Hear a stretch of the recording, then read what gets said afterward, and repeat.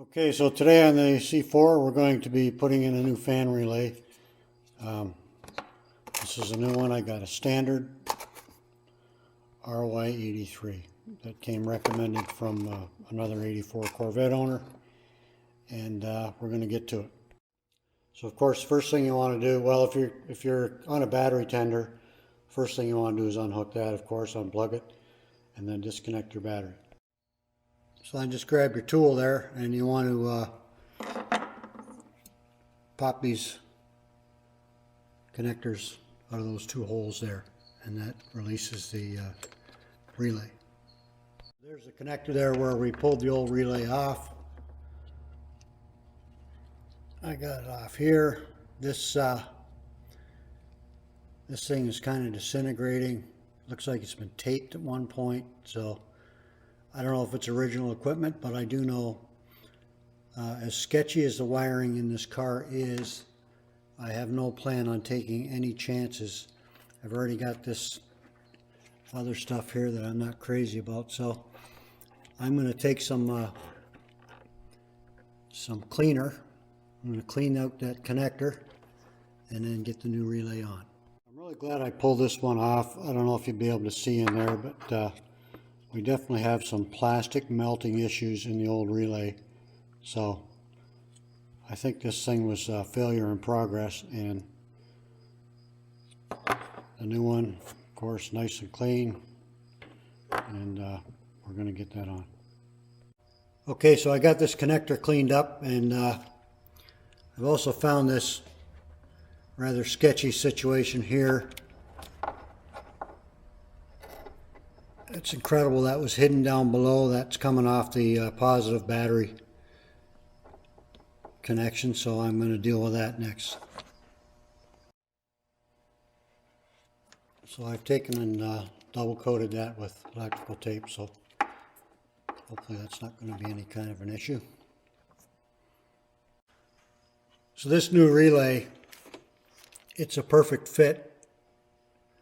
That part number I gave you there, so it slides right over that connector, and we'll get the cap on and get it popped back in. So unfortunately, man, they got these really chintzy, floppy clips on the cap, so I'm going to have to take some electrical tape again and wrap it around this thing so it doesn't come off. Look how floppy they are. They just flop right out. I have no idea why the hell they would make something like this, but I will tape that up just to be safe. Just to show you what I mean here, like, look at this. Look at this. It's like a little piece of rubber. It's just no bloody good, so I'm going to tape it, and then I'm going to take a zip tie around there to just double secure it.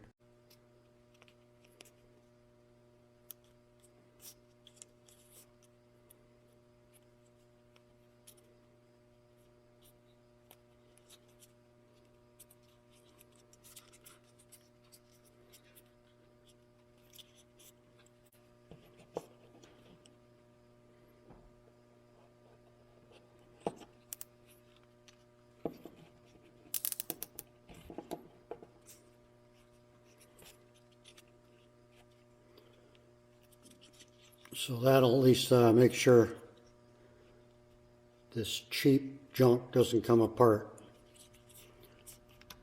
I mean, I'm pretty happy with the rest of it, but why they would go and cheap out on that, I have no bloody idea. But there we go. Now we'll get this in and get the car going. Okay, so there it is back in, and if you have a good large set of channel locks like I do with these, it's a lot easier to get those. You can just run that over like that and pop those in, because boy, as you probably know, they do not like to fit, so that makes it easier. So that's where that positive red wire goes. I'm beyond shocked that I didn't remember that, but there's even a cutout on that little boot there for it to fit through, so that must be where it goes. And then another thing, always be on the lookout for, look down here, See anything going on down there? I do. There's a little piece of copper wire sticking out right there, out of that shrunk tube. So I'm going to put some more tape on that.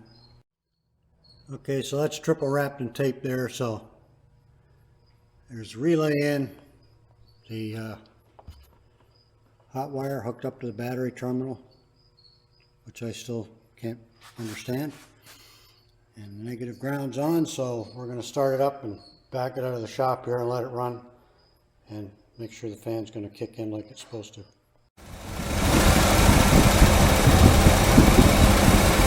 Goes right on schedule, 228. Kicks out.